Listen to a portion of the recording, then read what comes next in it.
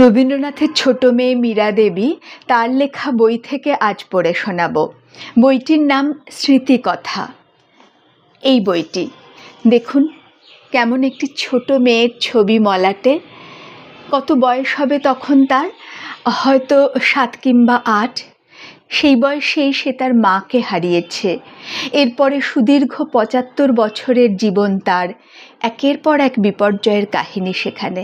কিন্তু একেবারে শেষ জীবনে রোগশয্যায় যখন তিনি এই বইটা লিখছেন, সেখানে কিন্তু কোনো হা হুতাশের কথা নেই।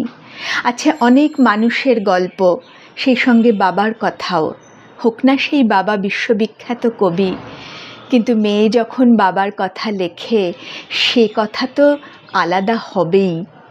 লেখাটা পড়ে শোনাই। বাবা যখন দেহলিতে ছিলেন তখনকার কথা বলি। দেহলির সিঁড়ি ভারী খারাপ ছিল। উঁচু উঁচু ধাপের সরু একটা সিঁড়ি, তা দিয়ে উঠতে বেশ কষ্ট হতো।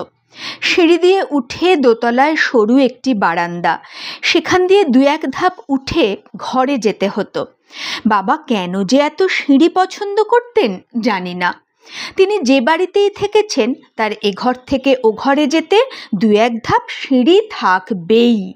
কোণার্কে কিছুদিন ছিলাম, চোখে তখন কম দেখি, সেই জন্যে ওখানে ভয়ে ভয়ে থাকতুম যে সিঁড়ি ওঠানামা করতে কখন বা পড়ে যাই।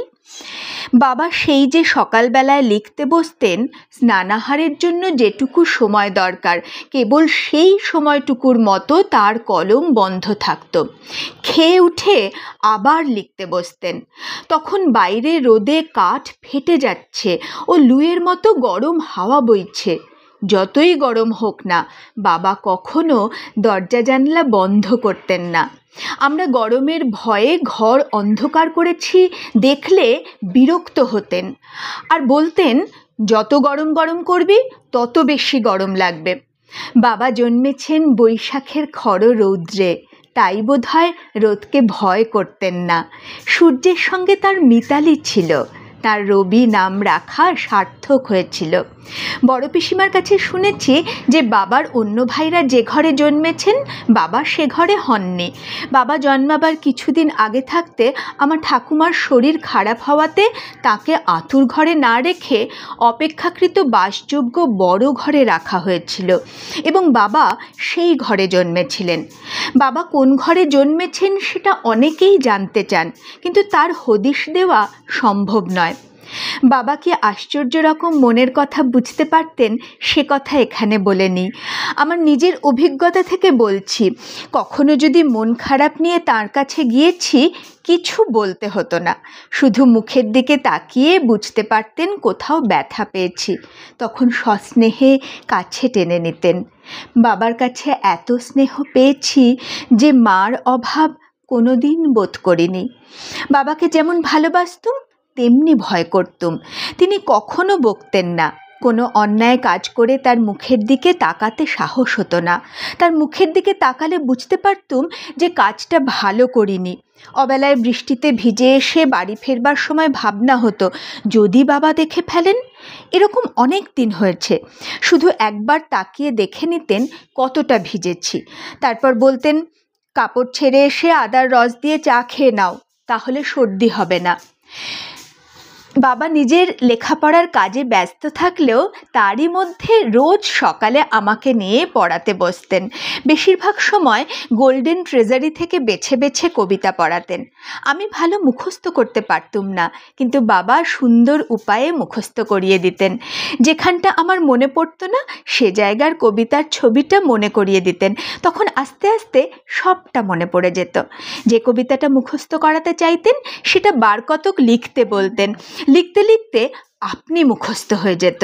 চেঁচিয়ে পড়ে পড়ে মুখস্থ করার চেয়ে লিখতে লিখতে কত সহজে মুখস্থ হয়ে যায়, স্কুলের ছেলেমেয়েরা যদি একবার জানতো তাহলে নিশ্চয়ই আমার পন্থা ধরত।